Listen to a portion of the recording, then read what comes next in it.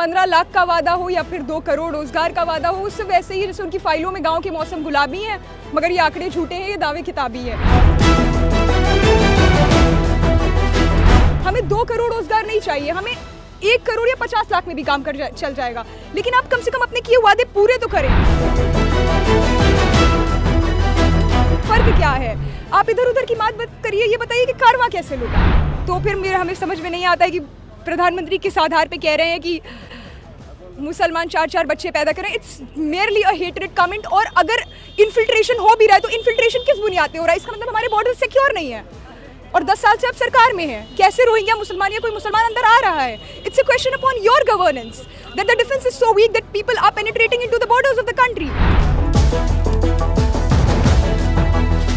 तो मुसलमानों के खिलाफ जो हेट्रेड है, जो मुसलमानों को गिरा है पार्टीशन का without any cause trace out करे हुए, उसको उन्होंने फिर से सेंटिमेंट्स वापस जगाए।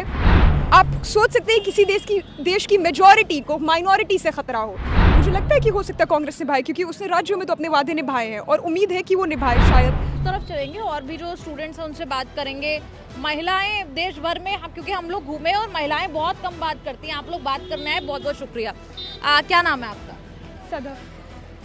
सदफ, ये बताइए, जो पूरी चर्चा इस वक्त चल रही थी, मुझे नहीं पता आपने सुनी वो चर्चा या नहीं, लेकिन बेरोजगारी या पेपर लीक या जो युवाओं के जो मुद्दे हैं, आप उस सब पर सहमति रखती हैं कि ये कह रहे थे कि सरकार जो है, मोदी सरकार विफल रही है इस पर? आपको लगता है विफल रही या सफल रही?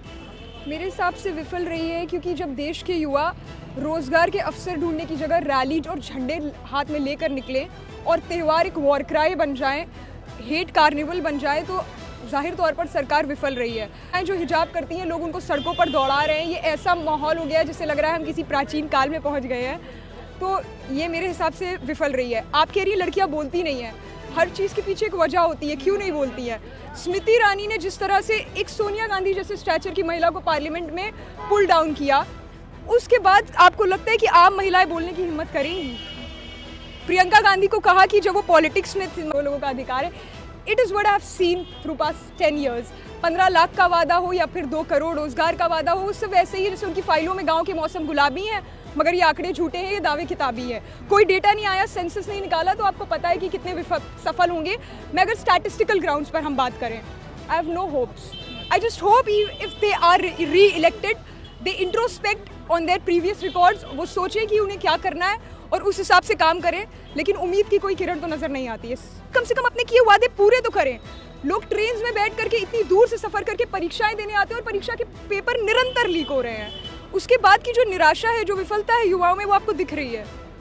आपको लगता है कि पिछले 10 साल में या 5 साल के अभी के कार्यकाल की बात कर लें, कोई भी वादा युवाओं की, क्योंकि आप युवा हैं, कोई भी वादा ऐसा नहीं है जो आपको लगा हो कि पूरा करा हो सरकार ने? नहीं, मुझे तो कुछ ऐसा नजर नहीं आता जो आपको लगता है कि इसीलिए people are devoid of any hope, उनको कोई होप नजर ही नहीं आ रही है। और जब भी हमने देखा है कि सरकार अपनी अचीवमेंट से बात करने की जगह ऑपोजिशन पर अटैक करने की एक पॉलिसी फॉलो करती है, तो जिसके पास अपने खुद के मेरिट पर बात करने के लिए कुछ होगा कंस्ट्रक्टिवली, तो वो फिर क्रिटिसिज्म में इंगेज नहीं करेगा। लेकिन सरकार ऐसा कहती है क्योंकि उन्होंने 40 लोगों को मारा है, तो अगर हम 60 को मार रहे हैं तो बुरा नहीं है। अब उन्होंने 40 को भी मारा है तो हम भी 60 को मारे, तो फिर आप में फ़र्क क्या है? आप इधर उधर की बात करिए, ये बताइए कि कारवां कैसे लूटा। मुस्लिमों के लिए कुछ कहा, मुसलमानों के लिए कुछ कहा, मनमोहन सिंह का वहाँ जिक्र हुआ, उस बारे में आपका क्या कहना है?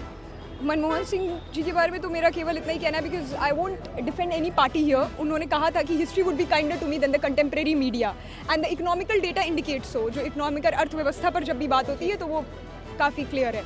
और जहाँ तक की बात रही मुसलमानों की, तो अगर हम सेंसस की बात करें 1991 से लेकर 2001 के सेंसस की और 2001 के सेंसस से लेकर 2011 के सेंसस की, तो जो ग्रोथ वो एक कम्युनल स्टेटमेंट था, not backed by data at all. Data का उसमें कहीं जिक्र नहीं था, लोगों को उकसाने के लिए था, क्योंकि उन्हें पता है कि उनके पास बात करने के लिए रियल इश्यूज़ में कुछ है ही नहीं।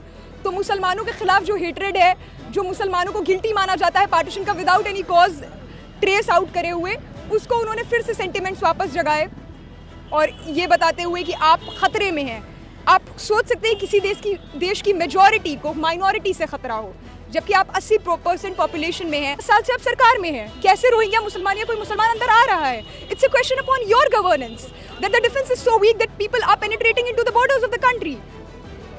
That is what I would say. खुश नहीं है जो वहाँ कहा, फिर विपक्ष ने उस पर हमला किया, ये कहा कि आप कैसे कह सकते हैं, मनमोहन सिंह को आपने मिसकोट किया है, और मुसलमानों को लेकर जो कहा, आप लोग जब आपस में बात करते हैं क्या मन में आता है ये सुनकर? It's a violation of the model code of conduct. First of all वो एक कम्युनल स्टे पैदा कर रहे हैं, हेट रेट शो कर रहे हैं। इस पर बात ही नहीं होनी चाहिए कि किसकी ग्रोथ रेट कितनी इंक्रीज कर रही है, लेकिन अगर बात भी हो रही है तो प्योर डेटा पर बात होनी चाहिए। और डेटा के अकॉर्डिंग डेटा यही इंडिकेट करता है कि जो नेशनल एवरेज था 3.8 का डिक्लाइन था 2 दशक में, और उसमें मुस्लिम्स का डिक्लाइन 3.8 से ऊपर था। तो फिर हमें समझ में नहीं आता है कि प्रधानमंत्री किस आधार पे कह रहे हैं कि मुसलमान 4 बच्चे पैदा करें। It's merely a hatred comment. और अगर इन्फिल्ट्रेशन हो भी रहा है तो इन्फिल्ट्रेशन किस बुनियाद पे हो रहा है? इसका मतलब हमारे बॉर्डर सिक्योर नहीं है।